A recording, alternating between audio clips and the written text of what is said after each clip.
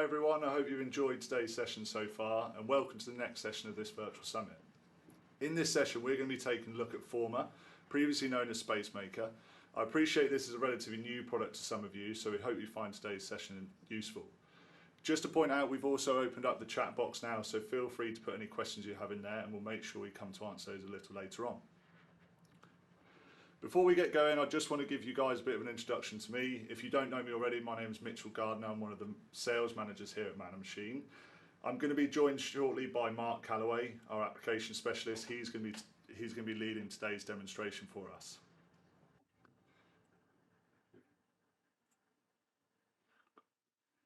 Before we get going on the demo, I just wanted to give you guys a bit of background into Spacemaker. It's mainly because it's a relatively new product to everyone, and I thought it'd be useful just to go over a few things. So back in 2020, Autodesk acquired Spacemaker. This was mainly to improve their offerings around early stage design. And for the last 18 months or so, the Man & Machine team have been working closely with Autodesk to introduce this product to as many of our customers as possible. Now, on the whole, Spacemaker has been well received in the UK, and we believe this to be down to its ability to drive efficient designs from the get-go of a project. We've also had a number of customers who have been looking at Spacemaker from a sustainability perspective.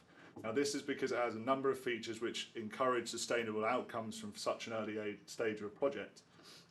The biggest challenge we've found in the UK has been around the investment required to use Spacemaker on a large scale.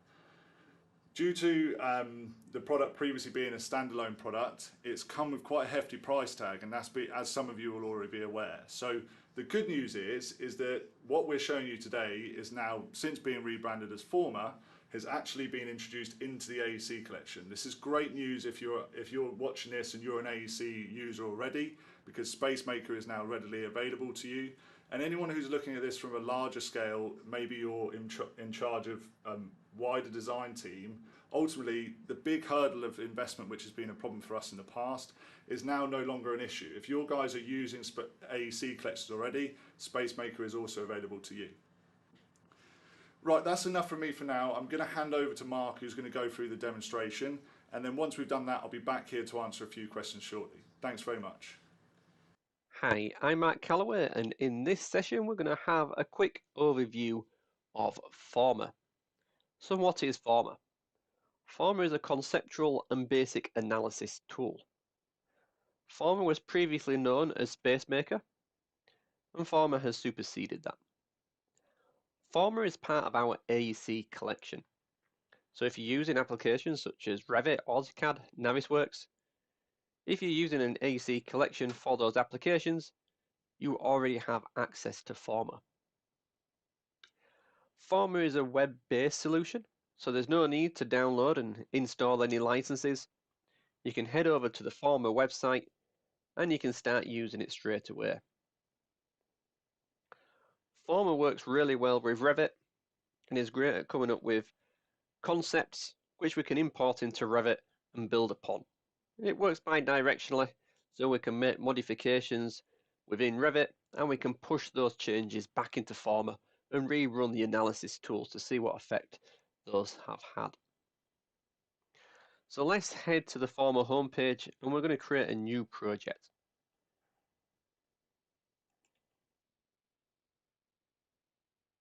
On the Forma homepage, I can access any previous projects and discover new information.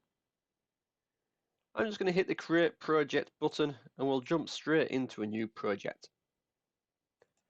Forma is going to ask me to choose the location of the site. I'm going to go with the United Kingdom, and we need to give it a project name. Let's call it Forma 101. Once Forma has that information, we need to choose the site location. I'm just going to zoom in on the map, somewhere in central London, and choose a random location where it looks like we have a bit of space that we can develop.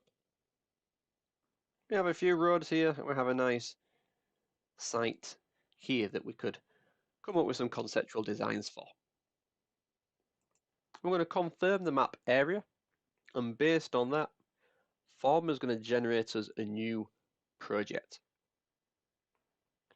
Forma is going to generate the site extents, and it's going to grab the topographical, I can get my words out, it's going to grab the topography for the area and generate the terrain. This should only take a few seconds for it to run through, at which point Forma is going to ask us if we would like to add any additional data.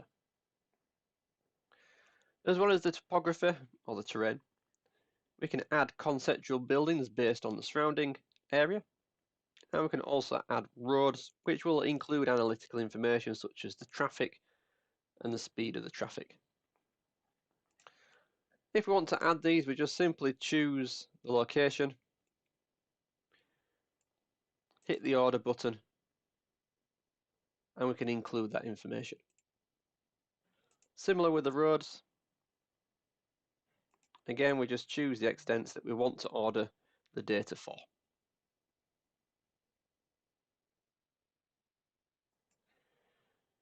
The terrain, the 3D terrain, is automatically added, but if you prefer to have a flat terrain, you can order that as well.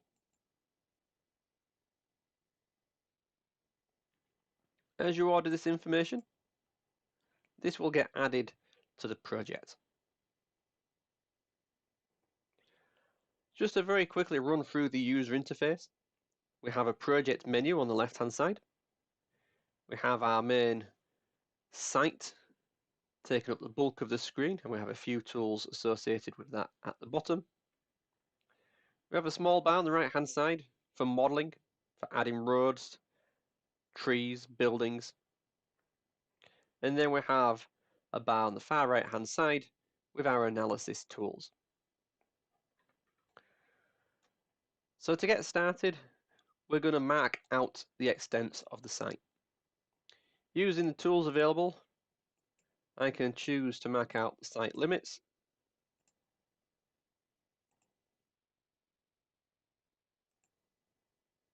By selecting points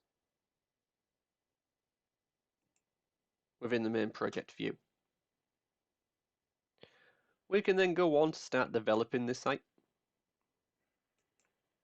I'm just going to add a very basic building. Again, I'm just choosing points for the footprint.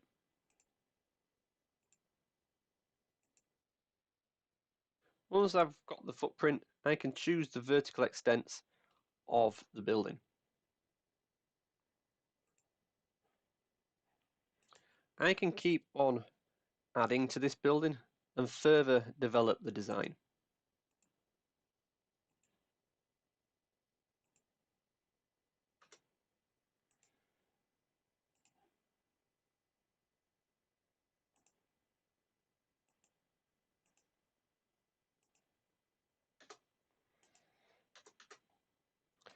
At any point, I can select these,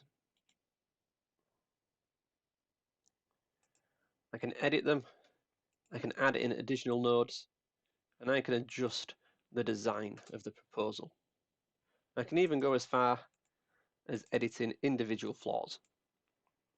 Whoops, and I think I clicked one too many times there.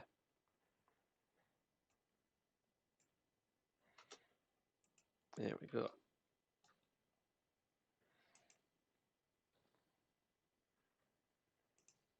I can access any of these floors within the project, and I can develop the floor plan. Just simply using lines and rectangles, I can start marking out rooms, corridors, car parks, and so on.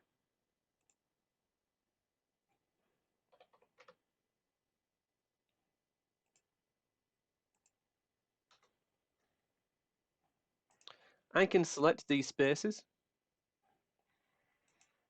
and I can assign a purpose to them.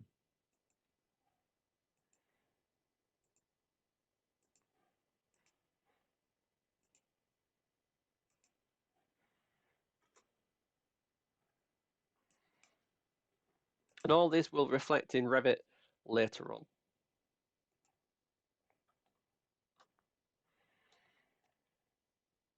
As well as developing the building, I can also add in local vegetation. Trees will have effect on wind, lighting, and we can add this information in. We can adjust the density and the size of the vegetation.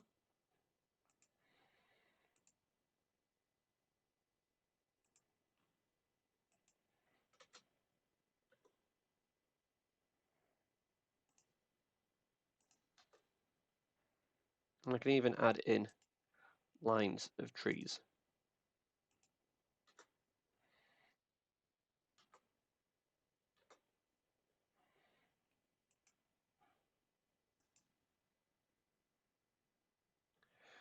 We can designate where the roads are. Using the road tool, I can start drawing in and adding data associated with any roads, such as how much traffic, speed, and noise information.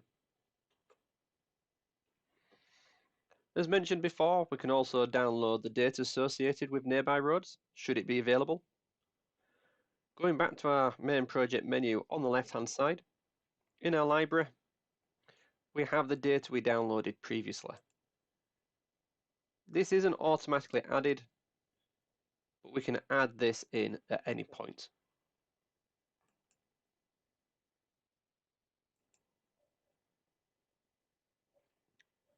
So let's have a look at some of the analysis tools.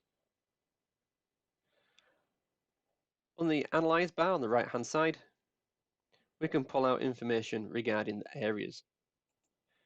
Should we start designating units as commercial, residential, we can find out how much area is designated to those purposes. Sunlight hours, we can choose a time of year and we can run an analysis. This shouldn't take too long to run and we can return back to this in a moment. We can also analyze the daylight potential. This is useful if you want to plan where to place your solar panels on a building. We can also get wind information as well. This one does take a little bit longer to run and might not be ready by the end of this demonstration. And we can also analyze the microclimate to see how comfortable different areas around the site will be based on the amount of daylight it receives, temperature, and wind. We can also access the operational energy and noise information as well.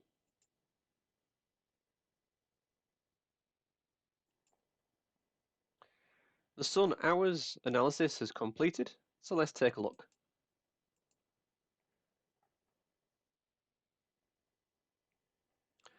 Based on the date and time chosen, we can view how much light a particular location within the project will receive.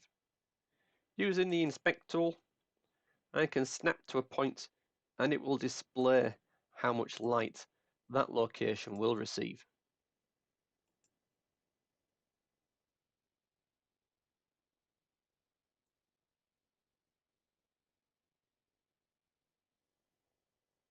Similar for the daylight potential.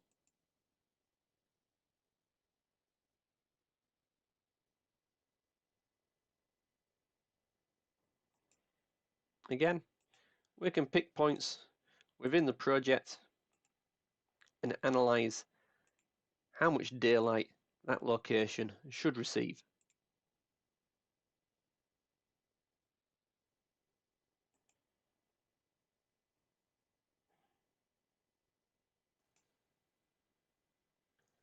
Should I wish to create multiple proposals,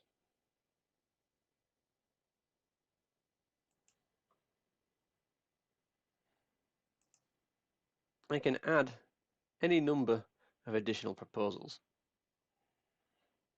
Again, I can choose the site limits. We can copy and duplicate existing proposals, or we can just create them from scratch. Again, maybe I'll come up with a completely different design to what I had previously.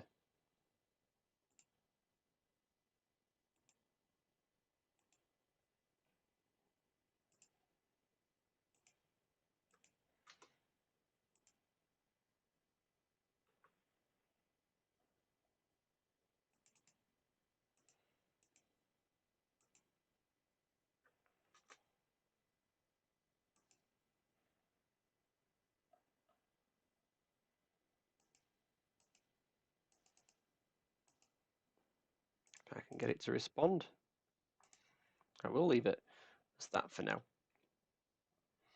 Again, I can rerun the analysis.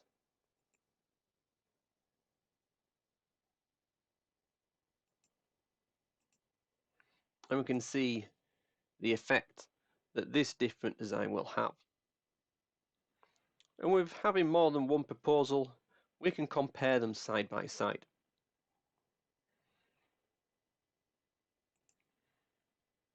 Using the compare tool, I can grab the data from any analysis I have run from any of my proposals. And I can compare them side by side. I can use the inspect tool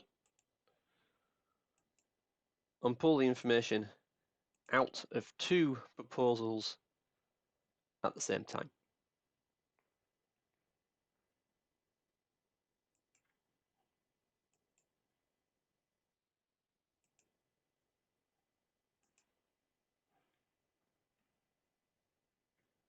Once we have a proposal that we would like to build upon, I may want to add this into Revit to further design. From within Forma, I can choose the proposal and I can send this to Revit. With that sent to Revit, I can open up Revit, start a new project,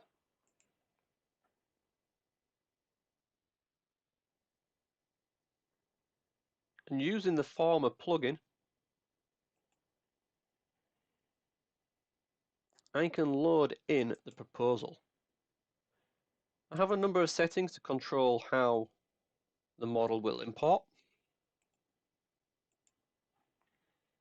but we can tell Revit to grab the proposal that's waiting to be downloaded. This will take a couple of seconds for it to run through. So Revit's downloading the proposed design. It will generate Revit components from that. We will have a topo solid surface generated. We'll have the satellite imagery, which is included, should we wish to see that. The vegetation that we added will also be included. And the architectural components will be used to develop the model.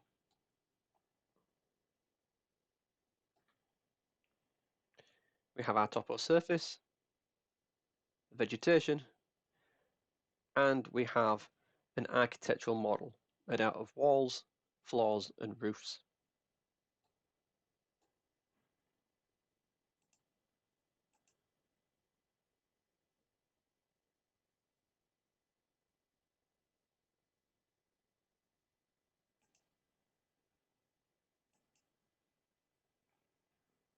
I can make changes to the design.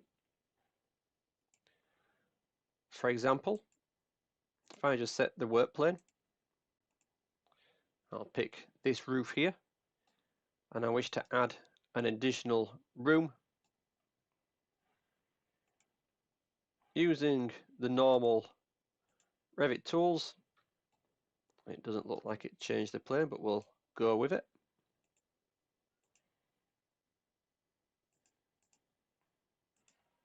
I can make a change to this project.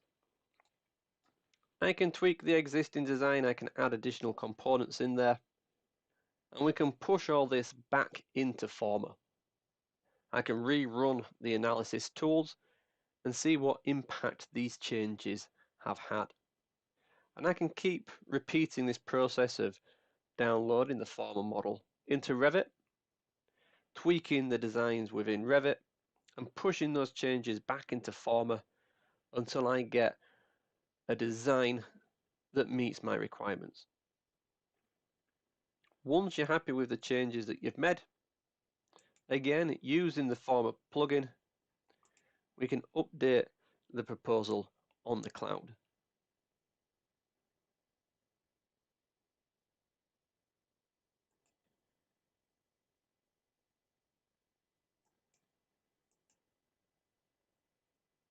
And again, it should only take a few seconds to run through. With that done, I can now return back to the Forma website. And if I just refresh the page, I can see the change that I've made. I can now rerun the analysis tools and see what impact these changes have made. And I can repeat this process as many times as necessary.